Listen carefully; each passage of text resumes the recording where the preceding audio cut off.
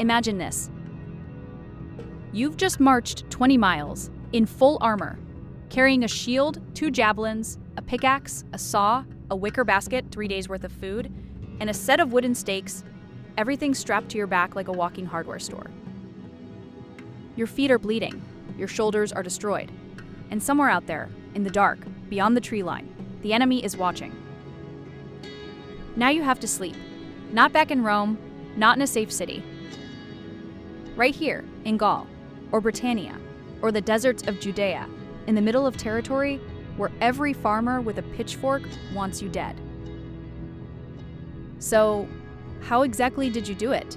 How did the most powerful army in human history, an army that conquered most of the known world, figure out how to rest, recharge, and wake up ready to fight again every single night, no matter where they were? The answer is one of the most fascinating, terrifying, and honestly kind of genius systems ever invented. This is the story of how Roman soldiers slept in the middle of enemy territory. Let's start with a rule so fundamental to the Roman army that breaking it was basically unthinkable. No Roman army halts for a single night without building a fortified camp. One night. Doesn't matter. You're only sleeping there until dawn? Doesn't matter. You're exhausted after a full day of fighting? Doesn't matter. Every single night, a camp gets built. This wasn't a suggestion. This was Roman military doctrine going back centuries.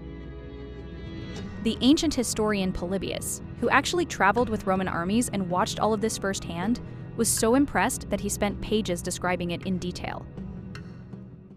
And here's the wild part. This wasn't just a defensive habit. It was a weapon. Think about it from a psychological perspective. You're a Gallic chieftain. Your scouts come back and tell you, "We found the Roman camp." And you go to look, and there it is. A fully fortified rectangular enclosure with ditches, earthen ramparts, a wooden palisade, and watchtowers. Built overnight by people who'd been marching all day? That's terrifying. That's the point. The Romans had essentially figured out that if your soldiers never feel unsafe, if every morning you wake up inside a miniature fortress that you build a culture of invincibility. The camp wasn't just shelter, it was a psychological statement. We are never vulnerable, anywhere, ever. But how do you actually build a fortified camp in just a few hours after a full day's march? That's where Roman engineering genius kicks in. Before the army even arrived at a campsite, scouts called exploratories had already been sent ahead. Their job? Find the perfect spot. Ideally a hill with good visibility, access to fresh water, and nearby wood.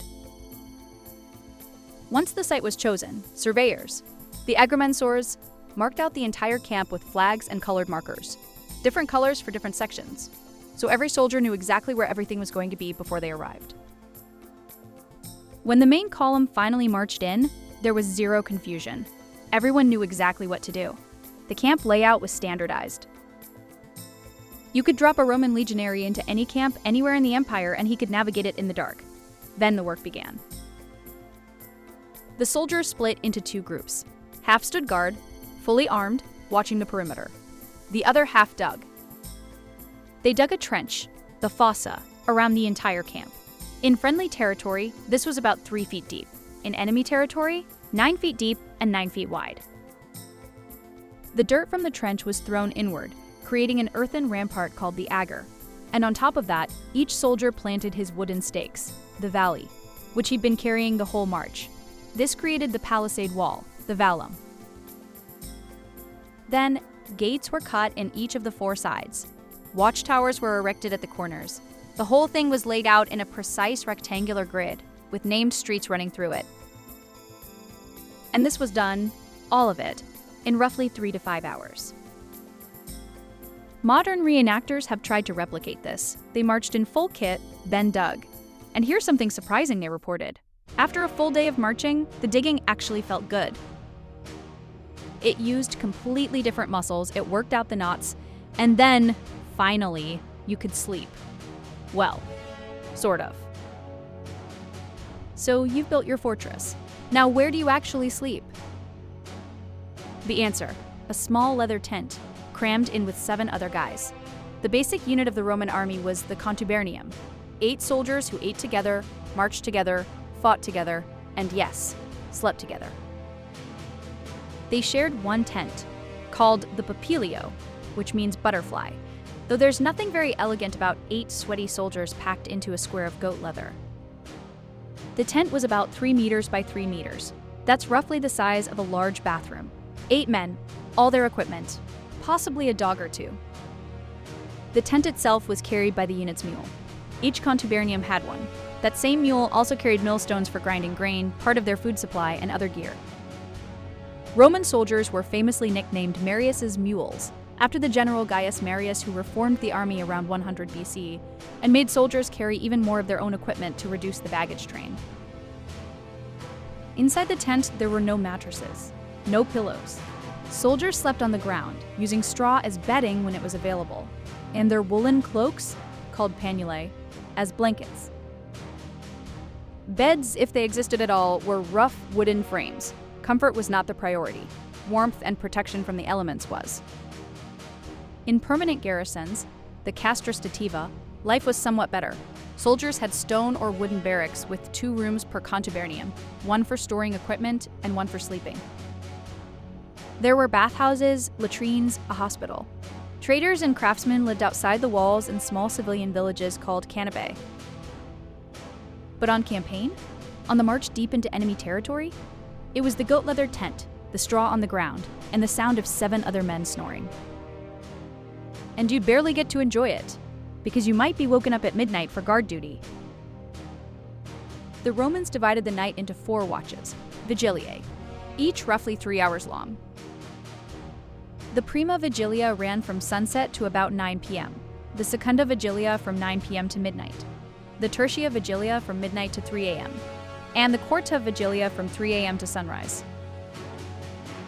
For each watch, soldiers from different units were assigned guard duty. They walked the walls, they stood at the gates, they patrolled the streets between the tents. And they did it in a system so ingenious it's almost paranoid. Every evening, a wooden tablet called the tessera was prepared by the commander-in-chief. On it was written the night's watchword, a password. This tablet was passed, tent by tent, through the entire camp, witnessed at each handover. By the time it reached the last tent, it had to come back to the tribunes before dark. If any tablet was missing, they knew exactly where the chain had broken. Then, during the night, inspectors called tesserari made rounds of the guard posts.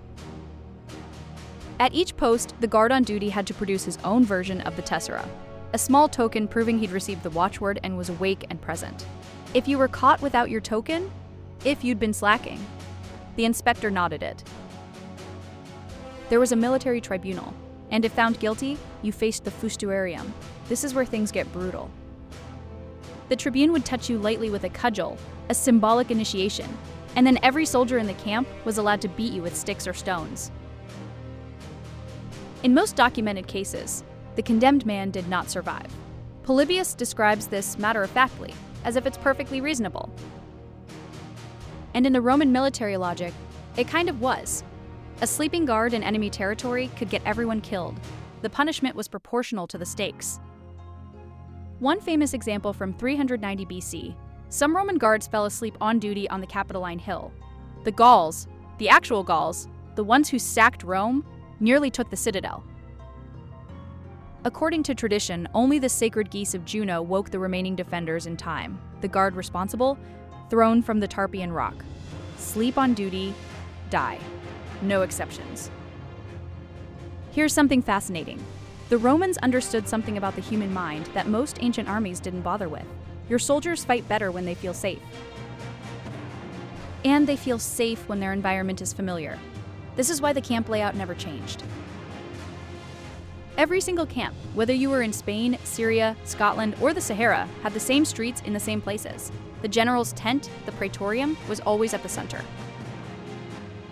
The Via Principalis always ran across the middle. The gate facing the enemy was always the Porta Praetoria.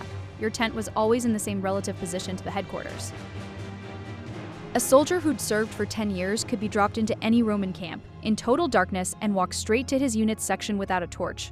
That familiarity was intentional. The Romans had essentially created a portable home. Wherever the army went, it brought its city with it. complete with streets, latrines, a market, a commander's residence, even a hospital. Josephus, the Jewish historian who watched Roman armies firsthand during the Jewish War of the 1st century AD, was so impressed he wrote about it with something approaching awe. He noted that foreign visitors who saw a Roman camp for the first time often thought they'd stumbled on a permanent city.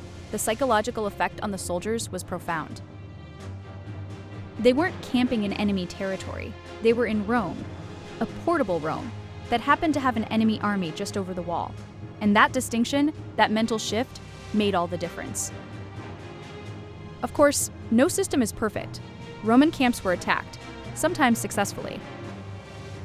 During Julius Caesar's Gallic campaigns, at least one of his marching camps was assaulted by Gallic warriors who had studied Roman habits and timed their attack for the middle of the night shift change, the moment of maximum vulnerability.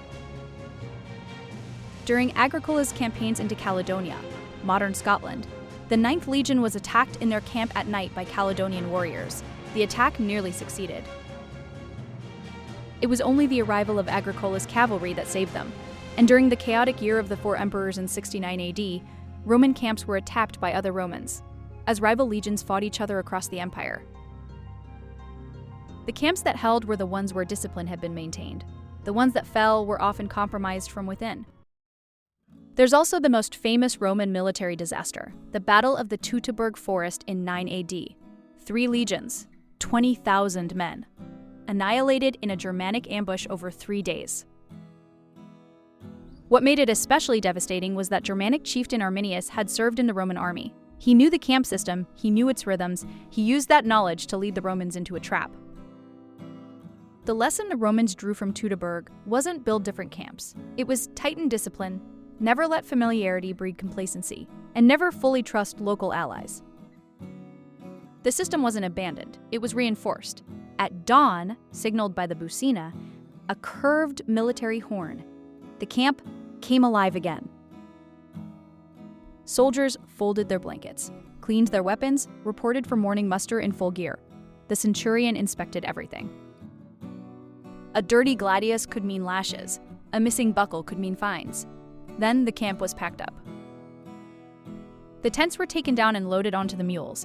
The palisade stakes were pulled out and strapped to soldiers' backs.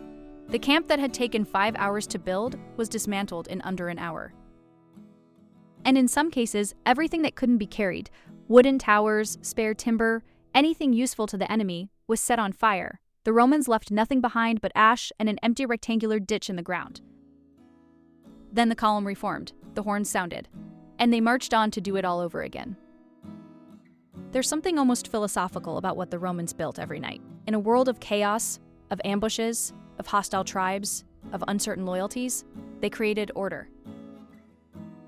Every single evening, for centuries, hundreds of thousands of soldiers did the same thing. They dug a ditch, raised a wall, passed a password, took their turn on watch, and tried to get a few hours of sleep on a bed of straw. It wasn't comfortable, it wasn't glamorous, but it worked. The castra, the Roman marching camp, is one of history's great military innovations. Not because it was technically brilliant, though it was, but because it solved a human problem. How do you keep an army psychologically intact when you're deep in enemy territory, far from home, and the darkness is full of things that want to kill you? You build a home, every night, wherever you are, and then you wake up, pack it away, and march to the next one. If you enjoyed this video, make sure to subscribe. We go deep into the details of ancient military life that most people never talk about. And let me know in the comments, what part of Roman military life do you want us to cover next? See you in the next one.